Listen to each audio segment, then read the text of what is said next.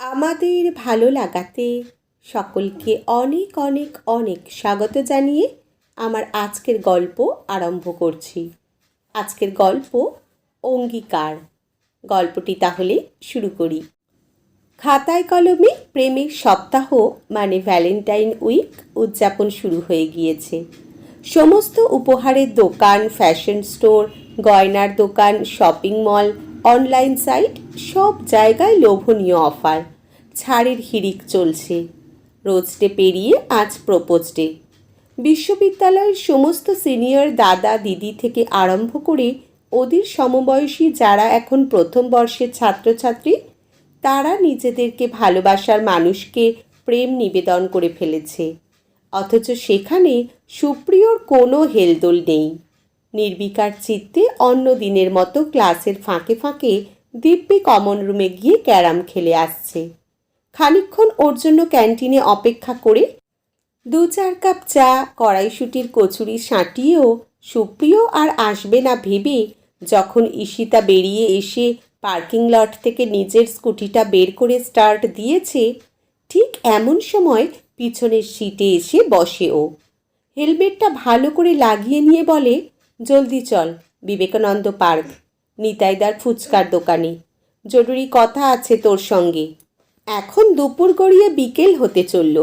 Millennium park, Outram ঘাট, Victoria বা গন্তব্য তালিকায় নতুন যোগ হওয়া ইকো পার্কে বসে সবাই যখন তাদের কথা শেষ করে বসলো, তখন তুই নতুন করে আর কি বলবি? যা সারাদিন ইডিয়েটের মতো ক্লাস করগে যা, অভিমানের বশে বলে ঈশিতা। পরিচিত কায়দায় কাঁধটা একটু ঝাঁকিয়ে সুপ্রিয় বলে, আচ্ছা চলই না, সিটে বসেই যখন পড়েছি আর নামিয়ে দিস না প্লিজ। প্রায়শই ক্লাসের পরে দুজনে মিলে বিবেকানন্দ পার্কে নিতাইদার দোকানে ফুচকা খায় ওরা দুজনে। যাদবপুর বিশ্ববিদ্যালয় থেকে বিবেকানন্দ পার্ক খুব একটা দূরে নয়। তাছাড়া বারবার যেতে যেতে বেশ চেনা জানা হয়ে গেছে নিতাইদা মানুষটার সঙ্গে। ঈশিতা তাই আর কোনো কথা না বাড়িয়ে এগিয়ে চলে। গন্তব্যে পৌঁছে সুপ্রিয় বলে, ম্যাডামের পছন্দ মতো বেশ ঝালঝাল করে 2 জায়গায় দাও নিতাইদা। মুচকি হেসে অল্প সময়ের মধ্যেই শালপাতার বাটিতে ফুচকা দিতে থাকে নিতাইদা। বেশ কয়েকটা খাবার পর ঈশিতার কাজল কালো দীঘল চোখ দুটো লাল হয়ে যখন জল গড়াতে শুরু করলো, ঠিক এমন সময় নিজের পকেট থেকে রুমালটা বের করে জল মুছিয়ে দিতে দিতে অন্য লোকের চোখ এড়িয়ে সুপ্রিয় ঈশিতার কানে ফিসফিসিয়ে বলল, এভাবেই সারা জীবন তোর পাশে দাঁড়িয়ে ফুচকা খাবার সুযোগ দিবি তো পাগলি? আর একদম কান্না নয়, তোকে হাসতে দেখতে চাই সারা জীবন। সত্যি পাগলটা যে ওকে এভাবে প্রেম নিবেদন করে বসবে স্বপ্নেও ভাবেনি ঈশিতা। বিস্ময়ে রেশ কাটিয়ে ও বলে, সুযোগ কথা কি বলছিস রে? তোকে ছেড়ে দিলে যে অন্য কোনো পেতনি উড়ে এসে জুড়ে বসবে তোর ঘরে, এটা আমি জানি, তাই তোর কথায় রাজি। এতক্ষণে জমানো সমস্ত মান অভিমান কেটে যায়। এটা ওটা কত কথা বলতে বলতে কখন যে ঘড়ির কাঁটার সময় কেটে যায়। সেদিন বাড়ি ফিরে নিচের ঘরে গিয়ে মৃদু স্বরে সাউন্ড সিস্টেমটা চালু করে ঈশিতা, আর মনে মনে ভাবি, এর থেকে ভালো প্রপোজ আর বোধহয় কিছুতেই সম্ভব হতো না। নিত্যদিনের পথ চলার কথা বলার মধ্যে যারা ভালোবাসা খুঁজে পায়, তাদের জন্য আলাদা করে আর কোনো রোজ ডে প্রপোজ ডে দরকার হয় না।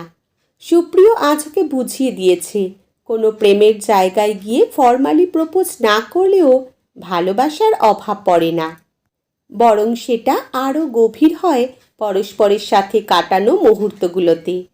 জনকোলাহলের মধ্যে রাস্তার পাশে ফুচকার দোকানেই হোক বা মাটির ভাঁড়ে গরম ধোঁয়া ওটা দুধ চায়ে চুমুক দিয়েই হোক, ভালোবাসা থাকে ভালোবাসাতেই।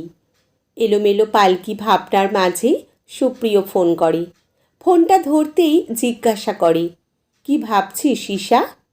মৃদু হেসে ও বলে, আমি যা ভাবছি তুইও কি তাই ভাবছিস? তখন গান ভেসে আসছে সাম্প্রতিককালের এক জনপ্রিয় ছায়াছবির গান।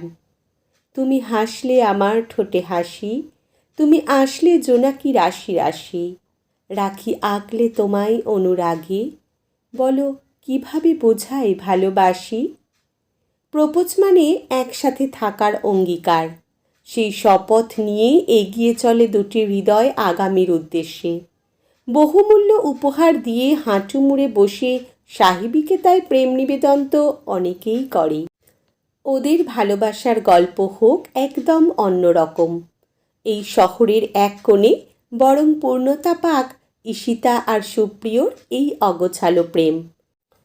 বহু বছর পর ফটো গ্যালারি খুঁজে ভালোবাসা খোঁজার চাইতে ভালোবাসার মুহূর্তগুলো বরং বেঁচে থাকুক পরন্ত গোধূলি বেলায় আঙুলে আঙুল রেখে একসাথে পথ হাঁটতে হাঁটতে।